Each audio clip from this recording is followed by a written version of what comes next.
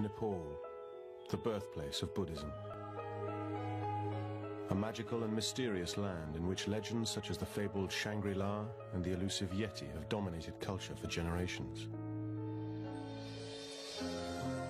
But a new story has emerged. One that is being seen as a modern miracle, something only possible through the spiritual power of Buddhism. It's a phenomenon that people draw great pride and inspiration from here. Rambon Jan, a 15-year-old boy, has been meditating in dense jungle without food or water for 10 months.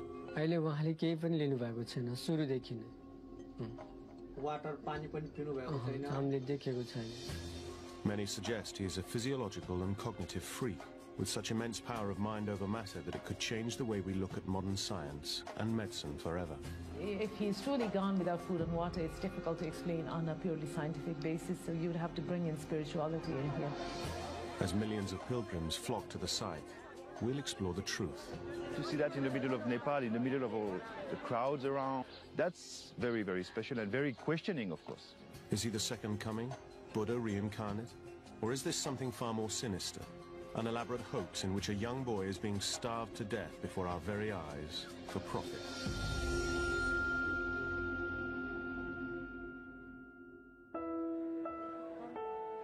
Many people fast for religious or health reasons for short periods of time, but they never reject all sustenance. The longest a person can go without food has been documented as being around 2.5 months before you die of starvation. In an open environment, breathing normally with warm air surrounding you without any fluid at all, you would last between 4, perhaps 5 days. Rambon Jan has not eaten and, more importantly, not drunk anything for 10 months. By filming him continuously over the next 4 days, we will investigate this phenomenon and discover whether a human being can live without food and water.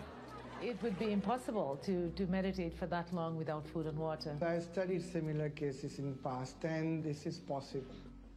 Through his deep meditation, he's gone into a hibernating state, and he is living on spiritual energy. I can't accept that.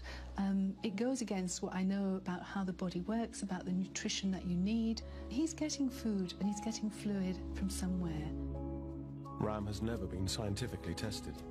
He sits undisturbed as millions watch his every move. If he did the same thing in Birmingham or in Baltimore, I'm not sure that the society would perceive him in the same way. Why isn't he in school? Why doesn't he get a job? He should be doing something. Nepal is a country relatively untouched by the global market, where 90% are devout Hindus and 10% Buddhist. I think it's a great story for Nepal. I mean, I think it comes to the right time. Nepal is in a state of political turmoil.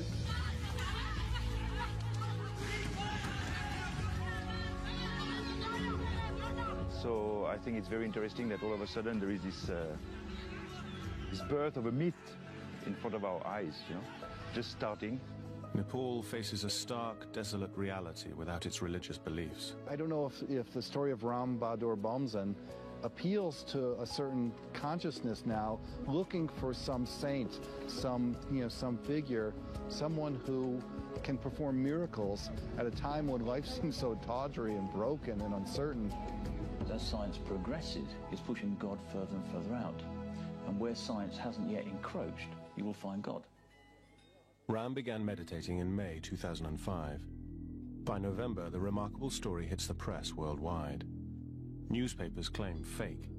Government officials say that the boy's local supporters have received around £4,000 in donations. Up until now, no film crew has been allowed up close. We will attempt to be the first to obtain proof of the claims of the Buddha boy. With fierce loyalty, his followers hide him at certain times of the day.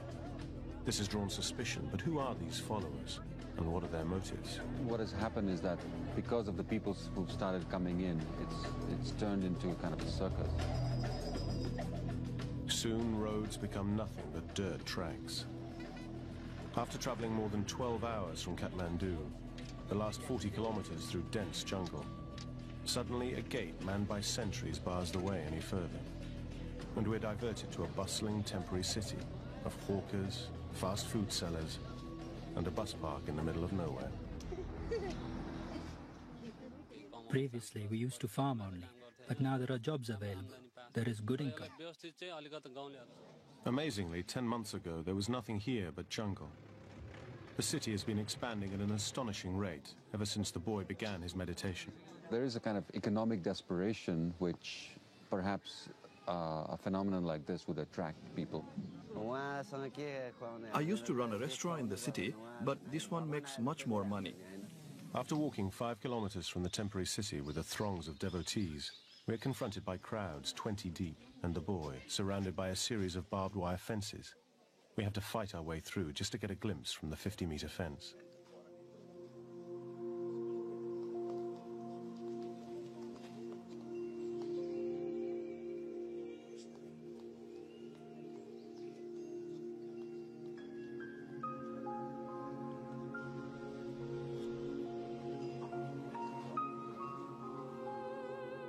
People have come from far and wide. Many have walked for days. Some give offerings, others pray, or give donations. We need to get closer than the fence is allowing us, and soon realize that Ram's eldest brother is running the site. Granjaji Bonjam leads the committee, an 18-strong self-appointed group set up to protect the boy's welfare, and it will be his decision if we are allowed to film. Today I'm busy. Maybe tomorrow is a good day. Finally, he lets us film inside the 50-meter boundary.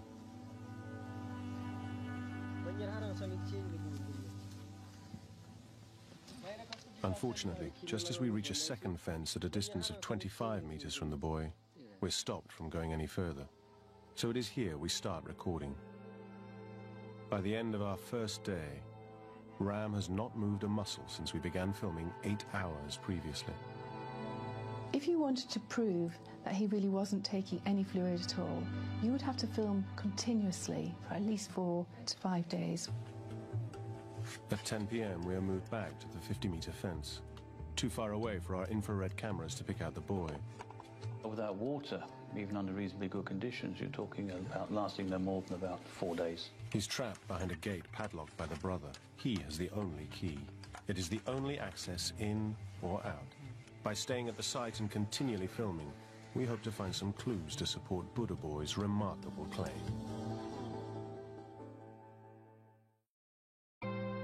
In Nepal, Ram Bonjan, a 15-year-old boy, has been meditating in a hollow of a tree for 10 months. He plans to continue for 6 years. I do know of a case of a medical student who did survive without food for something like 43 days, but he was able to survive on snow. So far, his supporters claim he has not eaten or drunk anything. I get the feeling this is going to be slightly different than some of the other Hindu scams that have happened. Some of these are not genuine holy men. They have long beards and then they smear themselves in ashes and then they would be in cahoots with the local villagers. This one, I think, will carry on a bit. We're into our second day, 27 hours into filming. Still not enough to prove if this is a miracle or a scam. To find out the truth, we're staying on site day and night to film continuously for another 69 hours, as this is the time it takes for an average human being to die without any water. Like 70% of the body is water. Without it, it would affect every physical functioning of the body. By day 2, you start to cannibalize the stores of protein that you have. I would say from day 2, your skin is going to get rough, cracks appearing at the corner of the lips, and the skin will lose its color and the brightness and the elasticity. So far, we have not seen any of these physical changes in the boy's appearance.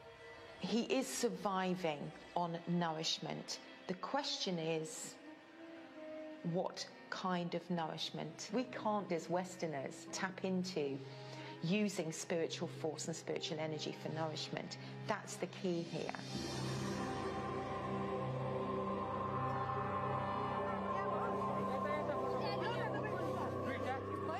Every morning, an army of hawkers move in, selling Buddha Boy merchandise, including brochures, photo albums, and DVDs.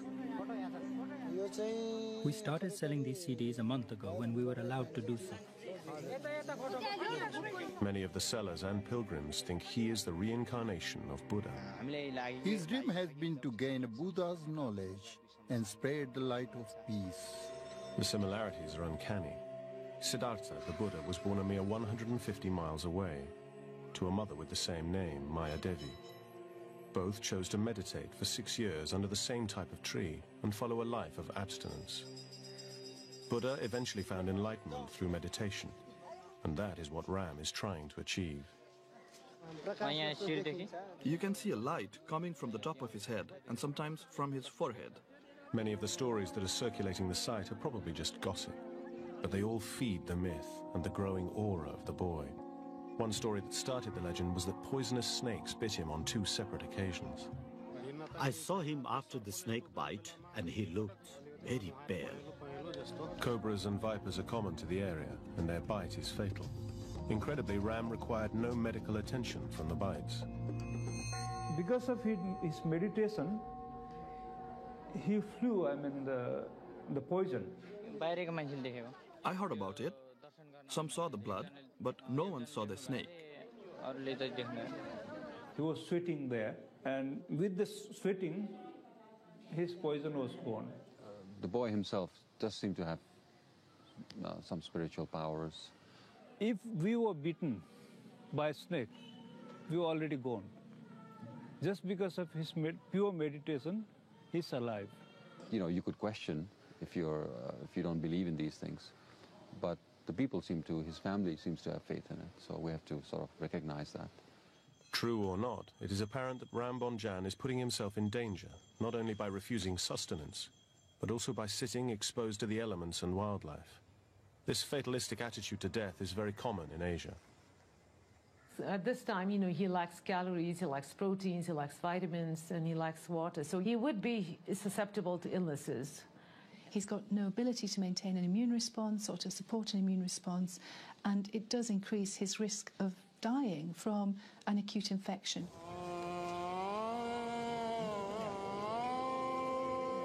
This lack of fear in dying is reflected in the way Nepalese conduct their funeral rituals. In the West, they're private, sad affairs. But there's openness here, an acceptance that sees death as a part of the cycle of life. Many put their bodies through extremes, as they think it's their mission in life. There are many stories about these rishi munis and these great sages in the past. Some of them could live without food and water for many years, not many months. In modern literature, Giri Bala, the non-eating saint, survived without food and water for 66 years, the longest time on record. Today there are many that claim extreme fasting, from Pilot Baba, who survived underwater for 5 days without breathing, to Yog Mata, who buried herself alive for 72 hours.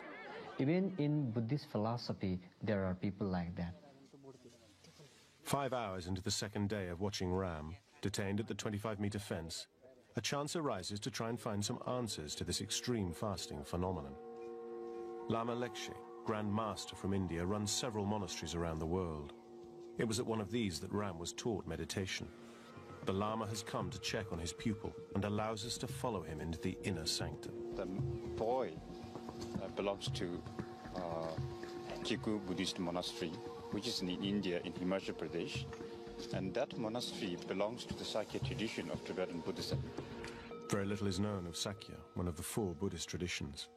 Its leaders keep their teachings a closely guarded secret. Buddha's teaching or our practice is not for your fame, not for your reputation, not to collect so many disciples. We usually don't expose much.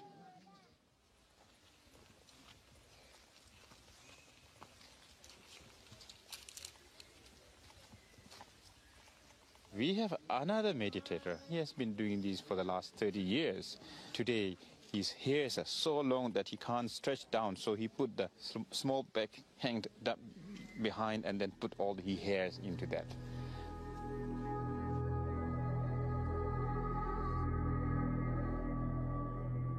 To endure solitary existence in extreme conditions, yogic techniques enable you to focus your mind over your body's suffering. Obviously, if he's genuine, has to use some yogic techniques like feeding on the air, feeding on the breath. There are other techniques where you use stone, okay, little stone that you put in your mouth and you feed on the stone. There are all those stories. They are documented in the literature, in Buddhist literature. To understand what type of yogic technique Ram is practicing from the Sakya tradition of teaching, the Lama sits and stares at the boy. I'm amazed by this immense, the intensity of his determination. He told his mother that he was going to sit there for 6 years and reach Buddhahood, you know, which is very rare. I mean, nobody says that, you know. They sit facing each other for more than an hour in what seems to turn into a meditation duel. Sweat starts to form on Ram's face despite a lack of movement and an air temperature of only 15 degrees centigrade. To suddenly start pouring sweat from the face is a very strange phenomenon. He's managing to control his body's physiological process, which no one has demonstrated before. It's not something you ever see in Western society. So how that's being controlled is beyond my level of knowledge. When he was sitting down, I was doing my meditation. Actually, I was competing. And you know that the sweat came down. Okay, so why did you sweat? No, it's a secret thing I don't want to tell you right now. In ancient Buddhist texts, it is written there is a yogic technique called Tumo, which increases the body's temperature under intensive meditation. Sweating is a side effect. The question is, a young boy like that, you know, how he has mastered this kind of techniques. Obviously, he has not practiced long time in caves or in solitude or in a monastery. So it's very rare, especially nowadays, to hear that somebody is doing it in front of everybody like that. I mean, totally live.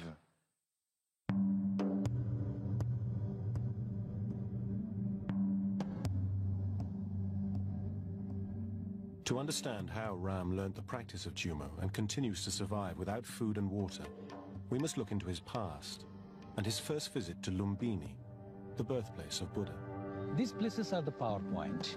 If you step here with faith, devotion, and with mindfulness, definitely that energy will do something for your brain and as your physical body. Definitely a boy like that, you know, who is so much devoted and sitting for almost like 7-8 months and meditating in a jungle, you know, when he touched this ground, definitely I believe he was very much inspired, maybe got some power. That's possible.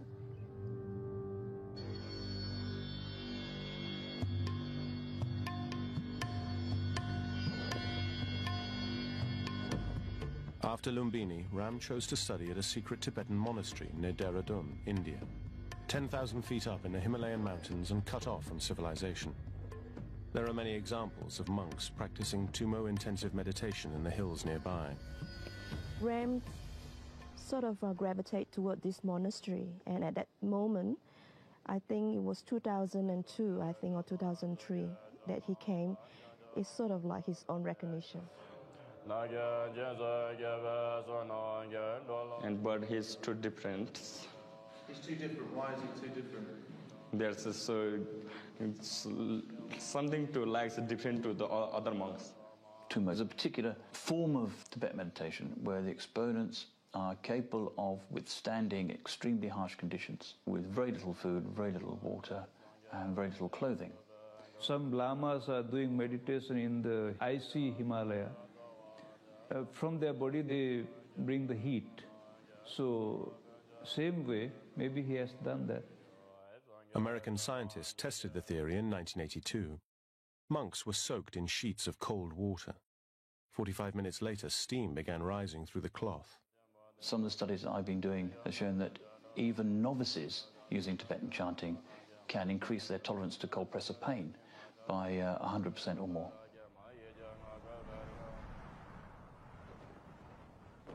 But imagine he can do this for hours and hours on days' ends. Extremely special skill. But he learned to extra also. Extra? Yeah. So he did extra hours in this classroom? Or? Not classroom, in his room, like homework. He's doing what they call is absorption kind of meditation. You train your mind to switch off. The idea of meditation is to concentrate on your mind, to observe your mind in perfect equanimity. Even though I'm sure he's aware of what's going on, at the same time, he keeps his concentration on his meditation. That's why he's so strong. That's why he's so impressive. So I truly believe he's a Buddha from the past life. And coming to this lifetime at a young age. Well, you know, research has confirmed, that with the meditation, you lower your heart rate, you lower your cardiac output, and you also slow down breathing. So you really lower your metabolism to a level that much less food can really sustain you. But starving for 7 to 8 months, that has not really been looked at. Especially scientists people think that if you don't drink and eat, it's something. It's not for the Buddhist. It's nothing to surprise. Buddhists always think that you can change anything if you can control your mind. On returning from the monastery in India, Ram spent an unhappy 5 months at home before leaving to meditate in the jungle. His meditation was disturbed many times before fences were set up to protect him. Suddenly, our filming is cut short again, as the brother catches us within the inner fence. He fears we got too close. His followers escort us from the area.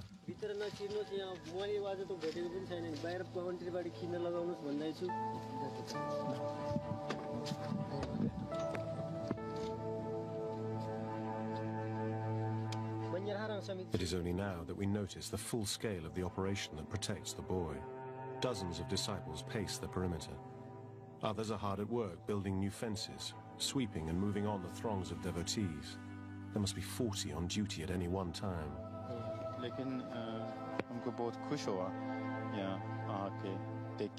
Ram's brother has created a fortress around the boy. He lives in constant fear that someone will one day break the meditation. Despite his hostility, the brother unexpectedly offers to take us to the village where Ram once lived, allowing a camera to be left at the site to continue filming to prove Ram doesn't move. Yeah, this is my house. There are 9 children altogether living in a modest family home. Yeah, this is kitchen rooms. Looking around, it appears life hasn't changed a great deal since Ram began meditating. Reports have said that donation money from the site is going into the pockets of the brother and his followers. But there is little evidence to suggest that the family are benefiting.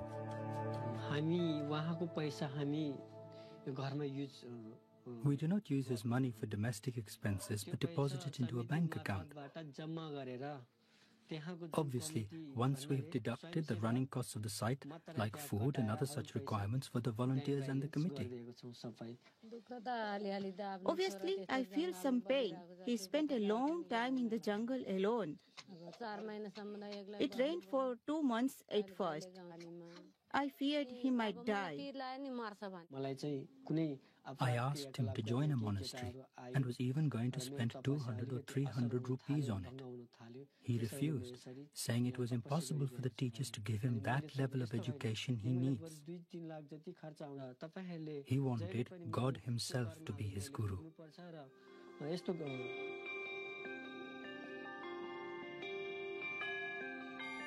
Just 10 months ago, Granjit Bomjan was a farmer working the land in the village like generations before him. Now he has a big responsibility, running a flourishing business looking after Nepal's biggest tourist attraction, one that's growing every day. Thousands have been flocking to see him, and in the 3 hours we've been at the house, 350 monks turned up to pay homage. Ordinary 15-year-old boys are not wise like he is. He is special, he is a god himself. All souls have God within them, but he is a real God. The brother seems to enjoy the power, holding court, giving press interviews, and speaking to visitors. Scam or not, what Granjit Bomjan has done is pretty remarkable, turning around what was an impoverished part of the country and uniting its local people. But how long can his authority remain unchallenged? The committee seems to be growing by the day. People getting fired, people coming in. Organized chaos. They all want a slice of the pie. Ram Bomjan has been sitting under a tree in the jungle of southern Nepal. His supporters claim without food or water for 10 months. 48 hours ago, we started filming continuously, day and night. Just what should his body be going through? By day 3, you stop producing urine. The person's blood pressure will fall because there's not enough fluid in the system to maintain the circulation. His cheeks would really start to get hollow. Your skin is going to get rough and it would crack more easily, it would bleed more easily, especially if someone is sitting in the environment and not really protected from the elements, the rain and the sun and the cold weather. Ram still looks exactly the same. We've not witnessed him move, eat or drink anything since our arrival. But strangely, we've seen him sweating profusely, an indication he's practicing tumo, an ancient form of meditation. Could this yogic technique explain how he is managing to survive and stay so healthy? Through the power of his mind, he's been successful in physically lowering his whole metabolic state, so therefore his requirements are also going to drop to 200 to 300 calories in energy terms a day. He'd have to be taking some nutrition from somewhere. Perhaps it was a tree sap. He would be getting sugars from that, and that would modify fast. That would protect some of his protein stores. I think he's practicing types of ancient yogic exercises where you can feed on one breath or feed on the element in the air. The bark of the peepal tree that Ram sits under can have a powerful healing effect on skin complaints, such as the physical signs of dehydration. However, its sap is poisonous, and its berries, while edible, only appear for 2 months of the year. He must be surviving on something else. So far, we've not seen anything to suggest he's being fed or allowed to leave the site. There's only one way out, and that is where we observe from. And we are not the only ones to be doing an investigation.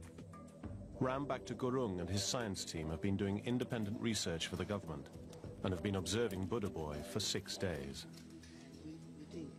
Even there is from morning to evening, like this meditation, it's not normal.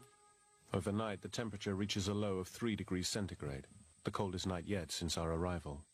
The investigators and security shiver under blankets, but Ram is wearing just a thin cloth. What you should see in a cold evening is him physically shivering. So if he isn't shivering, he's managing to suppress the natural urge to maintain his body temperature at 36.8 degrees centigrade. This is more evidence to suggest Ram is doing the yogic technique of intense tumo meditation, generating his own body heat and preventing the onset of hypothermia. At 6 in the morning, we rush into the enclosure. Someone claims there's a blue light coming from his head. We cannot see it. How is Ram surviving without moving? There are theories about surviving off the environment, but everything is just conjecture. Nothing is fact. Until now. A scientific breakthrough claiming evidence to suggest that extreme fasting may indeed be possible has just reached us from another part of the world.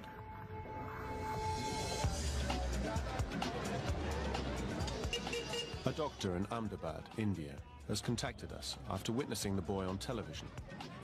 He says that his team have made a discovery that could finally solve so many questions. I was really fascinated to see the boy who is fasting for 6 to 8 months, and that is not at all really so exciting to me because I studied similar cases in past and I can understand this is possible. Dr. Shah's most famous case is Prahlad Jani, a holy man who claims he has not eaten or drunk anything since he was 12. I haven't eaten anything, not even now, even though I'm 80 years old. That made me really quite excited because I knew that this is something going to change the feeling of medical world. Although I walk 100, 200 kilometers in the jungle, I never sweat, nor feel tired or sleepy.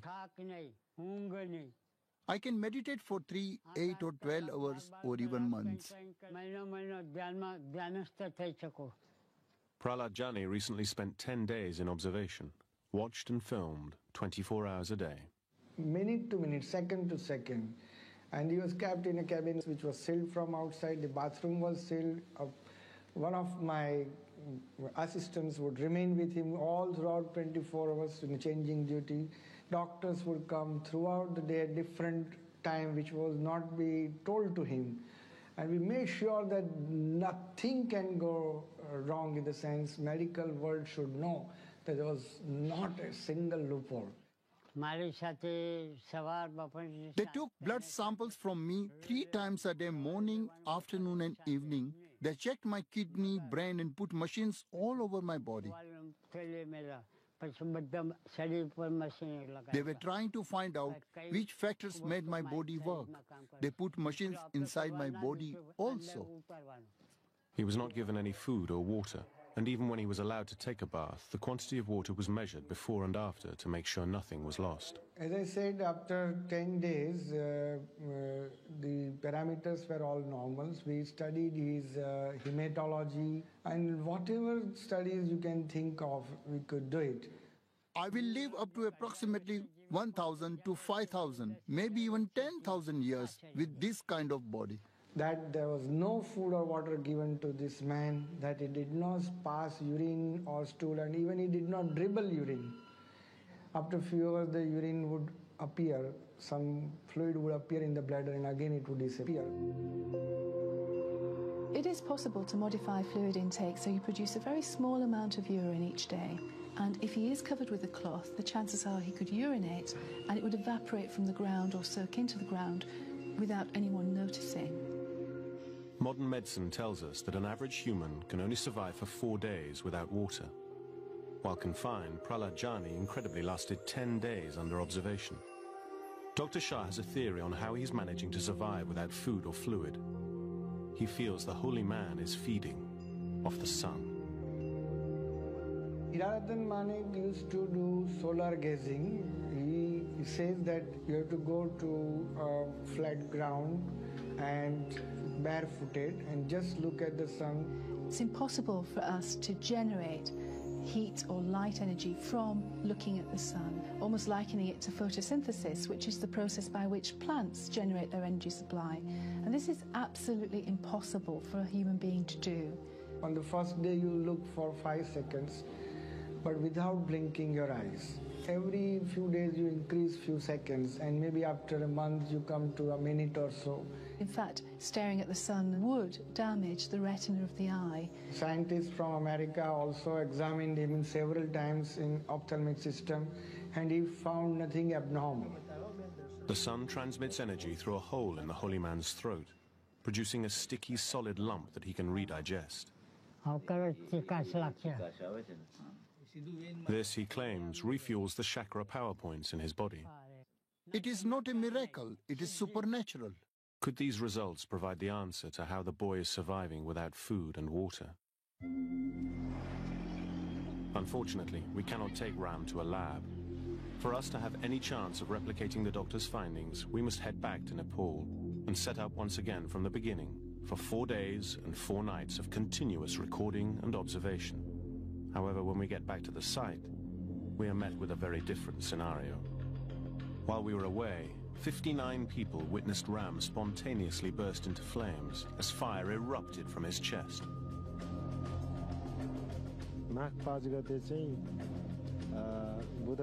On the 5th of January, Wednesday, around 8 o'clock, we saw fire coming from him. He stood and threw the cloth in front of him and was naked in the middle of a burning fire. And then after some time, in a very soft voice, he called for his brother. He asked for a red robe to be thrown over him. He wrapped the cloth over his body and he said, let him concentrate on his meditation and do not disturb him. Over the past 300 years, there have been more than 200 reports of spontaneous combustion, the burning of a body without an identifiable ignition source. Its cause is an unsolved mystery. However, looking at previous evidence of Ram's sweating and assuming that he can control and increase his body's temperature through tummo meditation, maybe this is an extreme demonstration of his power, or just an increasingly elaborate hoax to gain more publicity. After just a week away, security has tightened, and the brother seems a deflated figure. When you start making about 20,000 rupees a day from this, and there's money involved, And this is Nepal. There's going to be fights. It would be unnatural if, if the committee hadn't started bickering about it yet. The committee seems to have evolved and doubled in size, and it is not clear who is in charge. There are many voices, all challenging for superiority.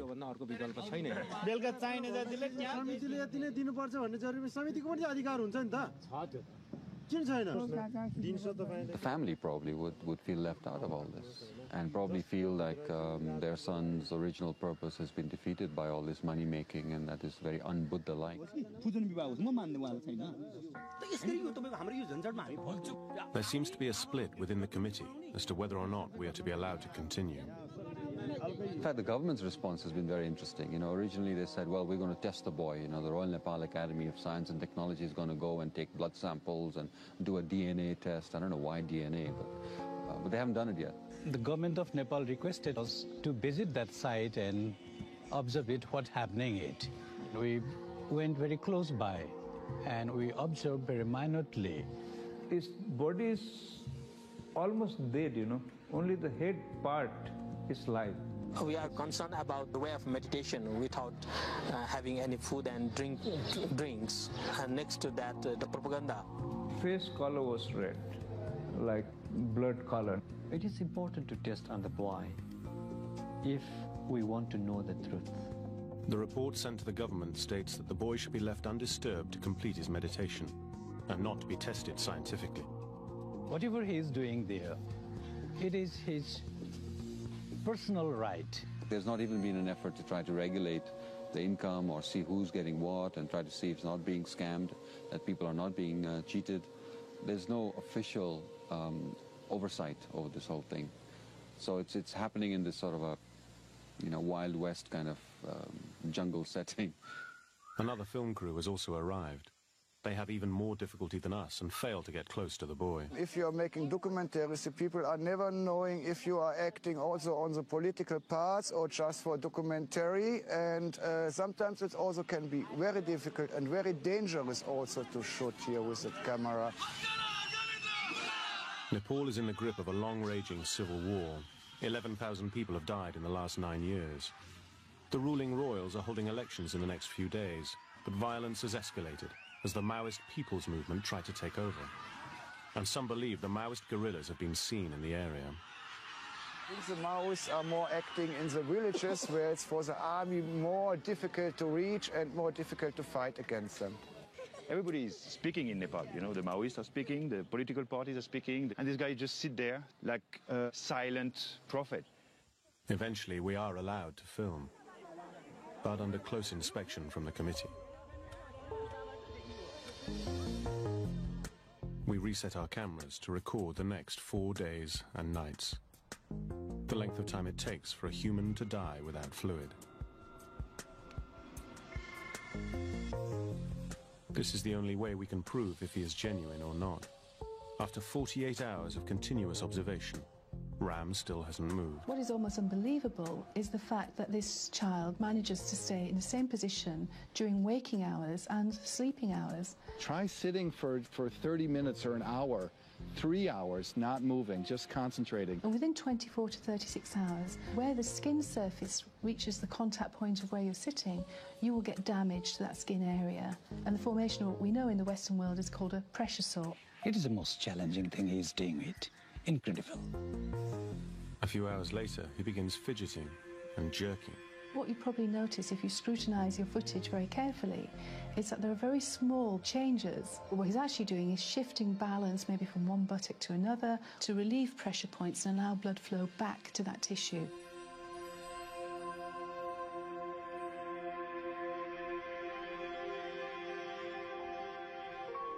As the sun sets, 60 hours into filming, and the committee take a tighter stranglehold, we find ourselves back with the family whose devotion for Ram remains undiminished. There are many that have altered their life to be in his presence. Some have never been home since arriving. Please stay here a couple of days and feel for yourself. It's wonderful. We have lived here eating only once a day for many months. I will stay here till my death. The relaxed environment suddenly changes when word goes through the camp there is a tiger loose in the site. Is it for real? Or are the committee creating more hype around the boy? The jackal was just over there. The tiger was a little further away. Chaos reigns as many fear for the safety of Ram. I understand the Nepali sense of the miracle of him not having taken food, not drinking.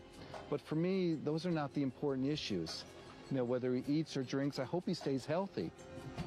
After a thorough search, tiger prints are discovered. We realize how vulnerable the boy really is. We wonder if Ram is the innocent victim in this spectacle. After 58 hours, life continues as normal. Donation boxes are filled, and the crowds start to arrive. Ram appears to show no classic signs of degeneration through fluid loss, but a closer look at our footage might help us understand his physical and mental health. He looks unwell. If you saw this individual sat against a wall in London, you'd be very concerned about how he looks. As life passes him by, Ram just sits, calmly meditating. There is a swelling in his neck, but whether that represents a goiter or an underactive thyroid is very difficult to say. Having a severely underactive thyroid would mean that your metabolic rate is incredibly low, which means that you can survive for a very long time without food and fluid. It almost looks like you can see the ribs showing through, and that would represent quite advanced starvation, and you started to waste away the muscles between the lungs, between the rib cages. Probably sat in that position well away from individuals is the safest thing for him in order to prevent an infection that could ultimately kill him. Is Ram now a victim of his own success, being slowly starved to death for profit? Only time will tell. This could turn out to be a very sad story. Where?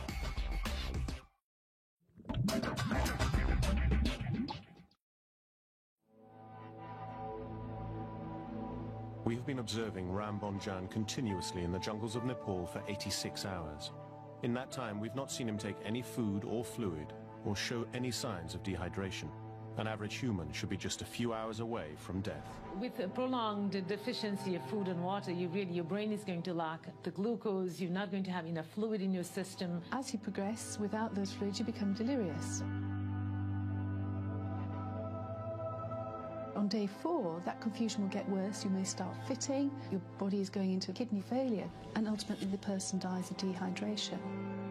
To rule out foul play within the secure inner enclosure, we defy the committee and enlist Prem Lema, Ram's oldest friend and carer, to get a closer look.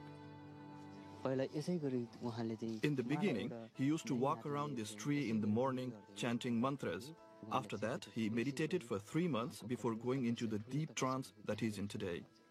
After a thorough search inside the tree and the ground area surrounding Ram, there's nothing suspicious. No food pipes buried or supplies hidden. Are people there creating a scam for us to believe in? I hope not. It would be an elaborate scam to do that. Surely if it was a scam, someone within the committee would have let on, told the papers, weakened for money. The people in this area, they don't tell lies. They tell the truth that you have. That is also the proof. After 96 hours of filming, Ram has defied modern science by continuing his meditation and remaining alive. Many of the pilgrims at the site are from a scientific background and are torn by what they see. Is he a miracle or a myth? त्यति गरेपछि यो विज्ञान rewrite हुन्छ यो विज्ञान failure हो हेर्नुस् यो modern मेडिसिनको म डाक्टरको कामै छैन यहाँ विज्ञान फेलर भन्ने मिल्दैन कि यसमा के छन् विज्ञानले अहिलेसम्मको जति आविष्कारहरू गरेको छ नि We have whole religions built around miracles. Jesus rose from the grave. Millions of people believe that. That's the center and core of their religion. How do we say in another culture it's not possible? Everything is possible.